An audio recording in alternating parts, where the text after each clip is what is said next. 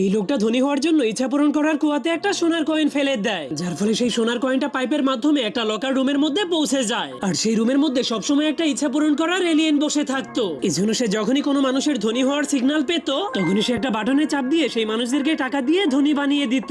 এরপর একটা ছেলে তার প্রথম ভালোবাসাকে খোঁজার জন্য একটা সোনার কয়েন নিয়ে সেই কুয়ার সামনে চলে আসে। এমনকি একটা মেয়েও সেখানে কয়েন নিয়ে চলে আসে, আর সেই মেয়েটারও ইচ্ছা ছিল সে তার ভালোবাসাকে খুঁজে বের করবে। এজন্য তারা দুইজনই একসঙ্গে সেই কুয়ার মধ্যে তাদের কয়েনগুলোকে ফেলে দেয় আর তাদের ইচ্ছা পূরণ হওয়ার জন্য অপেক্ষা করতে থাকে। এজন্য যখনই সেই ইচ্ছা পূরণের এলিয়েনটা তাদের দুজনের ভালোবাসার সিগন্যাল পায়, তখনই সে জলদি করে ভালোবাসার বাটনে চাপ দিয়ে দেয়, যার ফলে যখনই সেই ভালোবাসাগুলো পাইপের ভেতর দিয়ে বাইরে যেতে শুরু করে, তখনই সামনে থেকে দুইটা কয়েন তাদের রাস্তা আটকে দেয়, যার কারণে হঠাৎ করে সেখানে বিপদের ঘন্টা বেজে ওঠে। এজন্য ইচ্ছা পূরণের এলিয়েন বাইরে তাকালে দেখতে পায় তারা দুইজন তাদের ভালোবাসাকে খুঁজে না পেয়ে মন খারাপ করে সেখান থেকে চলে যাচ্ছে। এজন্য সে জলদি করে নিজেই তাদের ইচ্ছা পূরণ করার জন্য মাটির নিচ থেকে বাইরে বের হয়ে আসে। এরপর ইচ্ছা পূরণের